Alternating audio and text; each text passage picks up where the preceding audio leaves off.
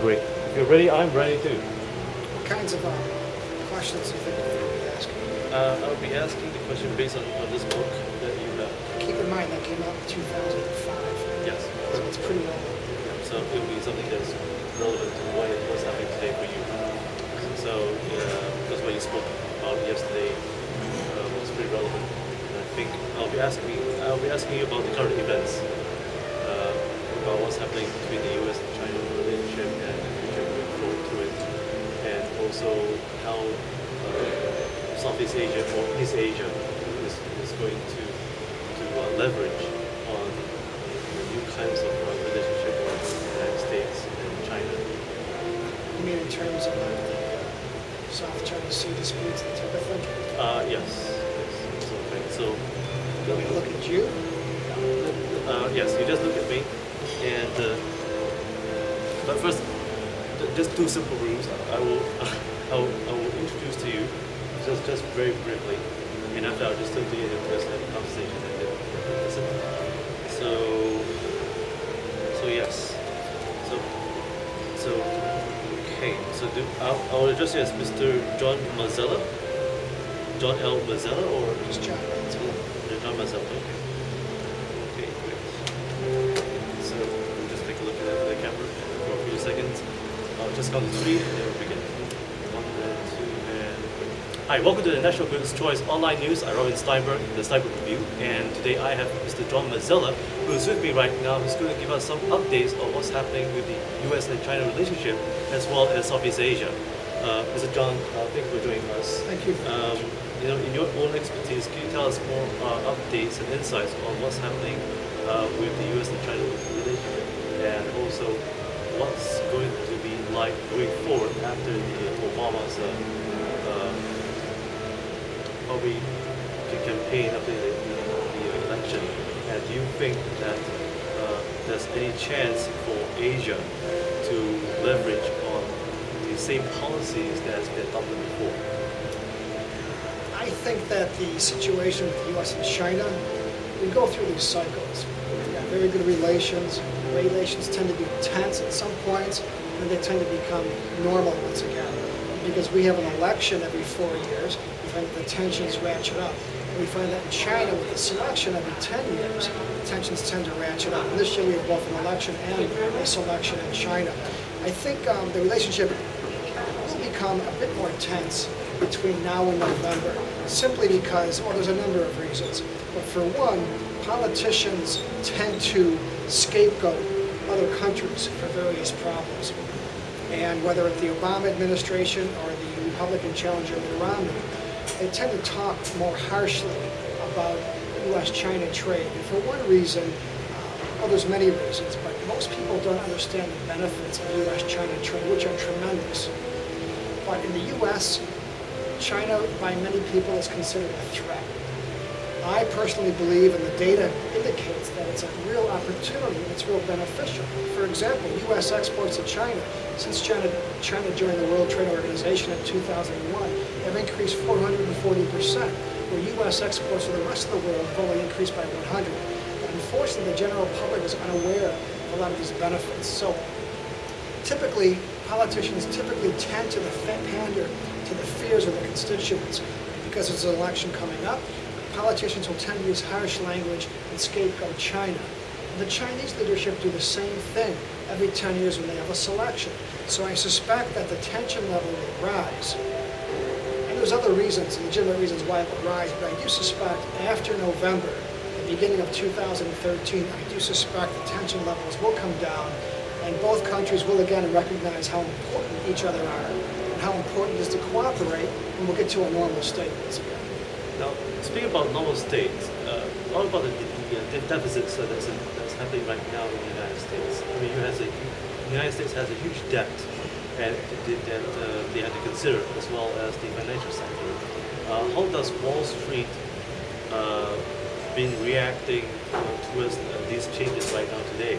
And is China and East Asia going to reinforce some of the new regulated policies towards the financial system? Are they going to be facing some conflicts in the coming future? You know, interesting question. Let me just back up a moment. The U.S. and China are it's a mutually dependent relationship. The Chinese rely to a large extent on the U.S. market. America relies to a large extent on China to buy U.S. debt. So in terms of a financial relationship, it's really to the point where China does subsidize the U.S. debt and buy a lot of U.S. debt, which brings down interest rates in the U.S. and has a whole number of positive implications. So in terms of the debt situation, there's a mutual dependence. However, you mentioned initially trade deficit, very different thing. Believe it or not, the deficit last year with China was almost $300 billion. I would argue that the deficit really is not reflective of the reality of the situation. I'll give you an example. When Americans import, say, the 4G phone, the 4GS iPhone, the product is assembled in China. When that product hits the shore, it's a value of about $200. So $200 goes against the U.S.-China trade deficit. However, the Chinese value added is under $8. In fact, it's closer to $7. So a more realistic situation would be to have that $7 or $8 cost of value added from China go against the deficit, not $200. So the deficit is not reflective of what's really happening on the ground. And it provides misinformation in many cases to policymakers that will base their decisions on that misinformation. So for example, 50% of exports from China, 50% of the value tends to be Chinese value added. The products that come out of China's export zones, 35% on average is China value added. The balance is either US components, Japanese components, Taiwanese components, that type of thing. So getting back to the iPhone, $200 will go against the trade deficit, but only about $7.10 is Chinese value added. And that includes no components but Chinese labor. So the deficit really misrepresents what's occurring on the ground. And there's other problems as well in terms of data being misrepresented. Now, speaking about the misrepresentation whatsoever, how important is non-traditional security for the United States and the Chinese economies, as well as Far East Asia and Europe right now? Because there is a lot of talks going on about joint cooperation in terms of economic free trade agreements, as well as the currency and so forth. How important is the United States need to stand and be seen as a world power alongside with China? Well, you mentioned a number of things. Let me just address the first one. In terms of free trade, the Trans-Pacific Partnership, I think, will be a very positive free trade agreement. I think something like that might be difficult to pass in the U.S. in the current environment. Free trade agreements really help solidify relationships. And currently, the U.S. is a member of 14 free trade agreements involving 20 partners. Yet there's 300 free trade agreements without U.S. participation that puts U.S. companies at a competitive disadvantage. And free trade really benefits the U.S. and other countries tremendously. But one of those benefits is this: it solidifies the partnership. And I think that's very important because the U.S. and China, when it comes right down to it, the partnership is our greatest asset.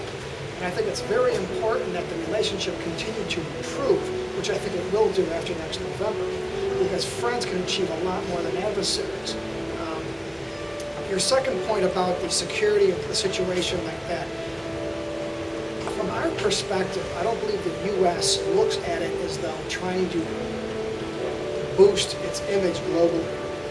I think in terms of the security issue that from what we've heard from Southeast countries, is that the Chinese have been much more aggressive in terms of the South China Sea and in terms of declaring certain regions sovereign Chinese territory. That a lot of the other Asian countries need the U.S. to help provide a balance to the Chinese demands or Chinese claims of sovereignty over various islands, etc. So I think the U.S. is providing a very valuable part here, and that is a balancing factor against the Chinese situation. Now, when I talk to the Chinese, they tell me a very different story. They tell me that that their sovereignty issues at hand really were issues that they addressed decades ago. I believe that these were always Chinese sovereign territories, but it's becoming a bigger and bigger issue now. And as a result, many of the countries in the region have asked for U.S. help and closer partnership to perhaps balance out the Chinese situation. Now, what about the relationship with the European community?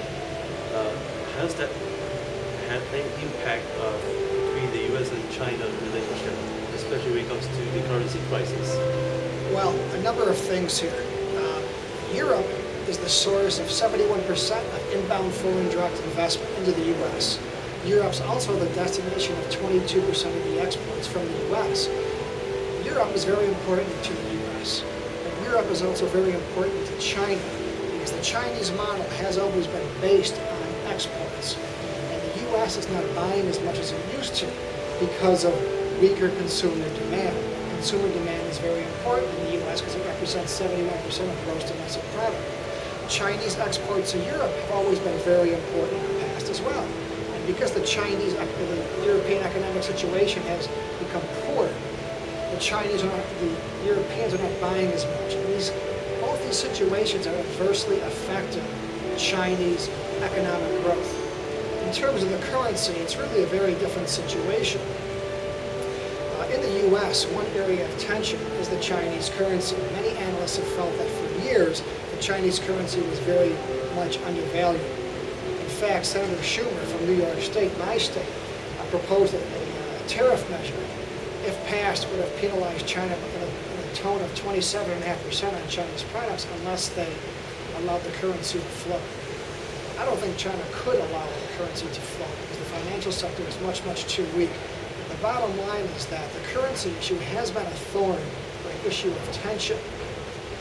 But I think in many ways, Chinese currency is really not as undervalued as in the past Americans have assumed it has, or analysts have. And you can see that in some months, China actually runs a deficit with the rest of the world. And in other months, Germany actually has a surplus, a trade surplus, bigger than China's surplus. So there's many factors that are woven into this currency issue that really, I think, provide more misinformation than anything else. Now, what's happening right now in the Middle East? There is a lot of changes going on in the Middle East right now.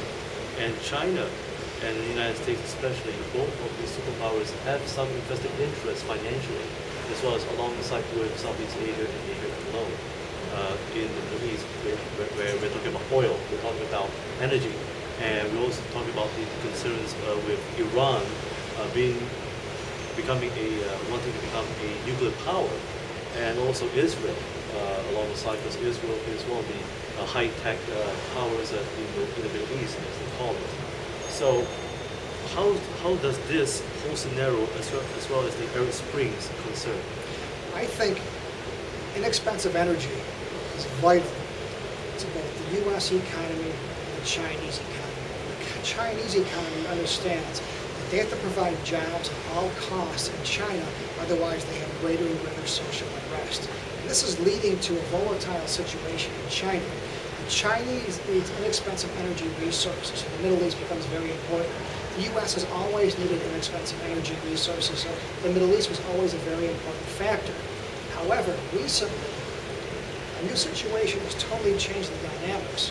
Because of new innovations in technology and the ability of U.S. energy companies to drill through horizontal drilling and hydrofracking, they've been able to identify resources in the U.S. of shale oil, shale gas, and tight oil that nobody even knew existed. Let me back up. There were certain reserves under the ground in the U.S. that were well documented.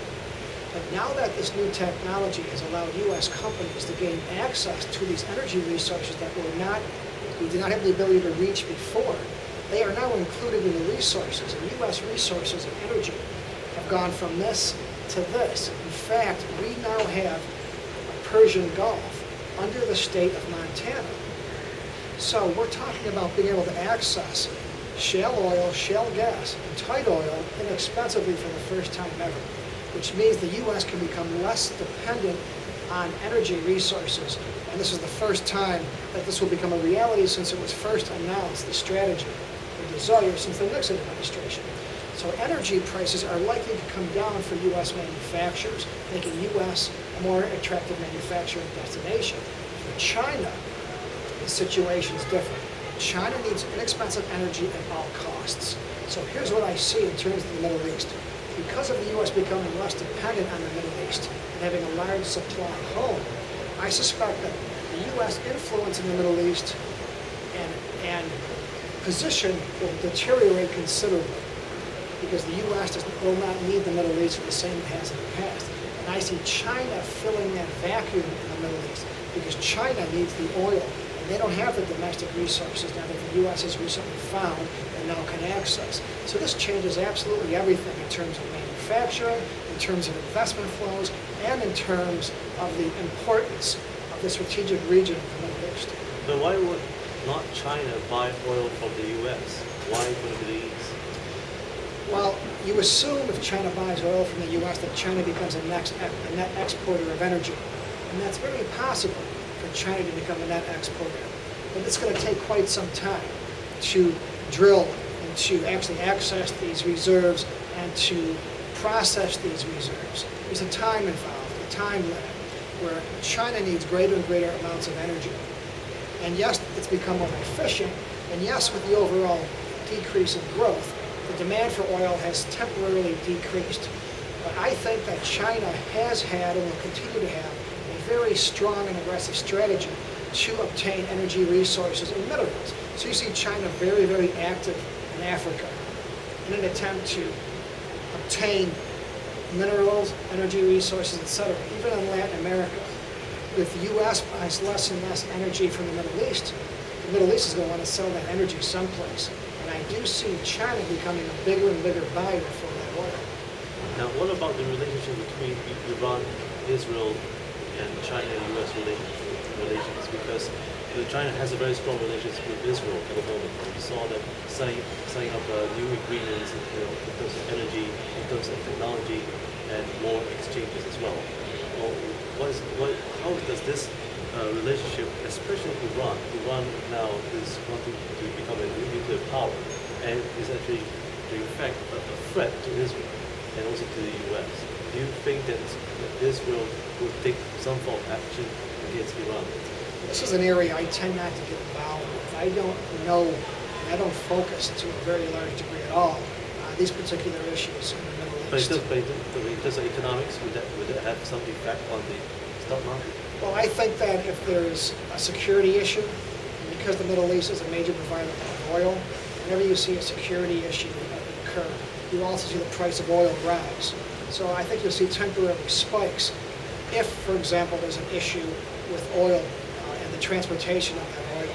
But I think China has been pretty cooperative in terms of U.S. interests in the Middle East. So I don't see the U.S. and China being at odds. I see the U.S. and China being more engaging in more of a partnership to resolve some of the difficult issues there. Now, let's come into the U.S. soil right now. Do you see that the Wall Street has begun to evolve, and are they going to implement new innovative strategies and technologies on the way how the stock market works? I'm not sure. Yes, let me rephrase that. Will there be more changes, and also there will be more innovative ways on how Wall Street performs and works than it used to be before? You mean based on prospect of more regulations and standards? Yes, more regulation standards, as well as innovative ways to enhance the products, financial products. My guess is that for some time, Wall Street will probably become more conservative and not delve so deep into these creative financial products, simply because the recession is based on a financial crisis emanating from a housing market, and in some cases, the packaging of mortgages into very sophisticated and complicated products that would then sell throughout the world. My guess is that Wall Street will become more conservative for the foreseeable future and not incur or not experiment as they have in the past with some of these sophisticated products. Oh, before we go, Mr. John Manzella, are you planning to write your next book anytime soon? Because previously you wrote this book, Grasping Globalization, and so and it's an amazing book. And, Thank you. but will you be writing your next book? Yes, that book is somewhat dated.